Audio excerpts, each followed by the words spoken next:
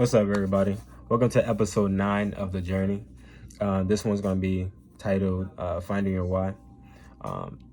The title of this video came to me through Simon Sinek, who is somebody who I admire, who I think is a great motivational speaker, he has a great way of talking to people and conveying his message very clearly and very precisely. One day I would love to be able to do that.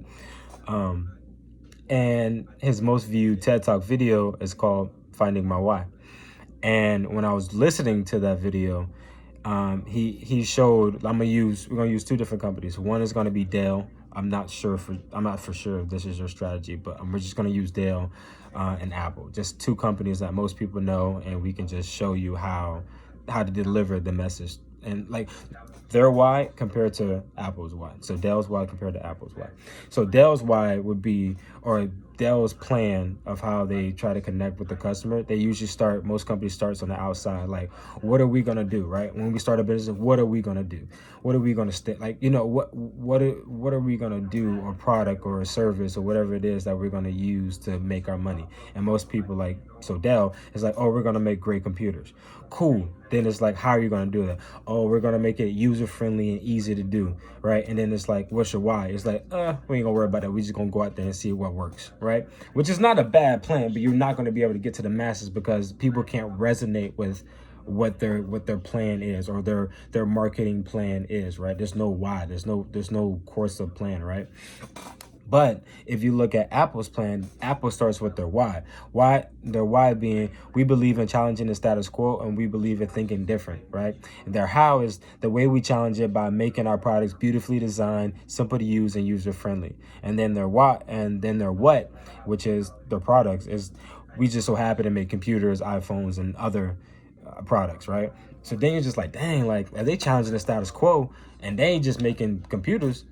I just go with the status quo, because at least they trying to do something different, because they on a totally different wave, right? So that hit me. I was just like, bro, if you start with your core and then branch out, it becomes a lot more easier for people to resonate with you and connect with you, right?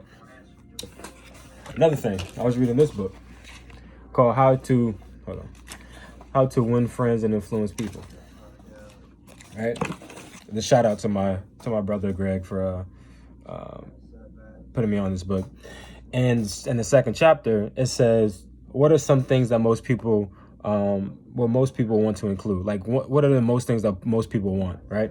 And here's a list of 8 things. 1 is health and the preservation of life. 2 is food. 3 is sleep. 4 is money and things money will buy. 5 is life in the hereafter.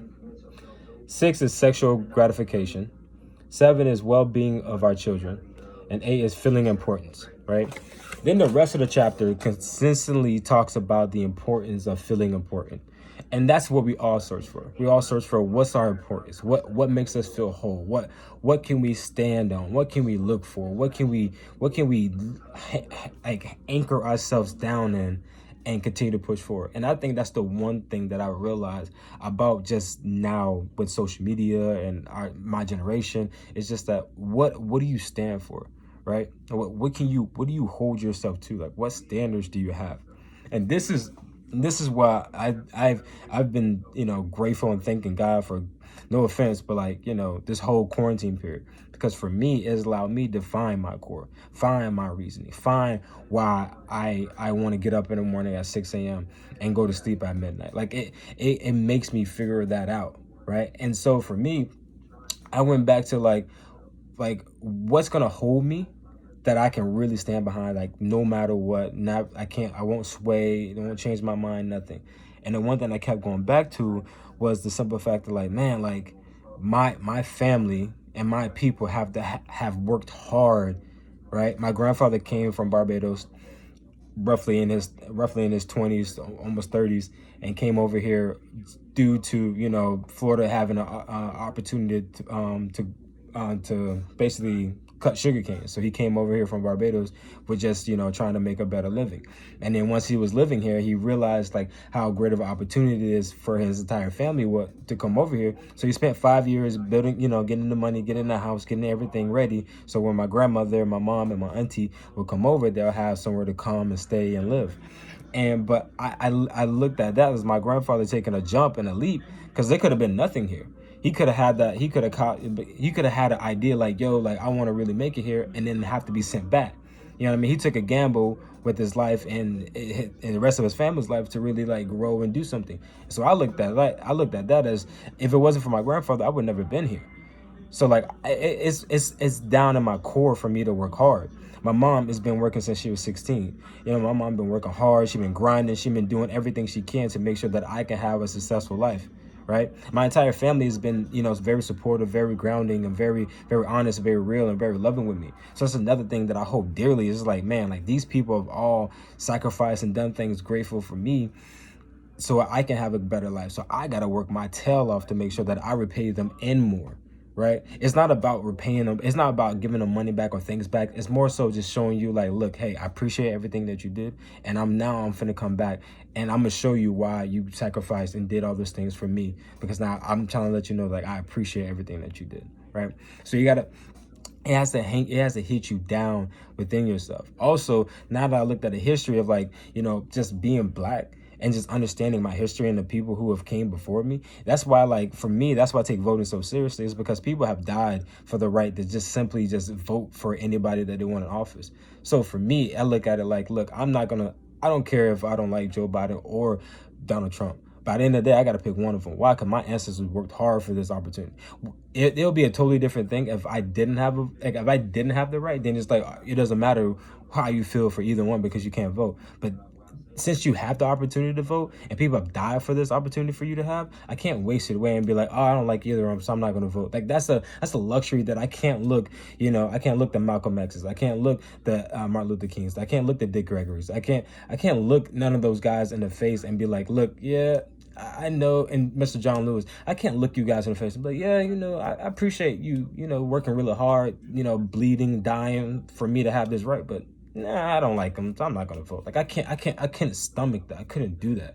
So I gotta do what they work so hard for me to have this right, and that's why I vote. You know what I mean? You can find your own reasoning, but that's why I vote. But your why has to come from something deep within yourself, right? And Devin Goggins talks about it all the time. You gotta go to, you know, that dark room and just literally face yourself and like the things that you want to achieve. Once you can deal with yourself and figure out why you want what you want, then things become a lot easier. It starts with your why. It starts with why you get up in the morning. Why do you do anything? Why do you live? What is your purpose? What is your goals? What is your aspirations? What do you truly want to do? Right? Your why has to keep driving you beyond the hardships, the late nights, the early mornings, the studying, the working out, the eating right, the saying no to parties, the, you know, not trying to go to, you know, whatever it is.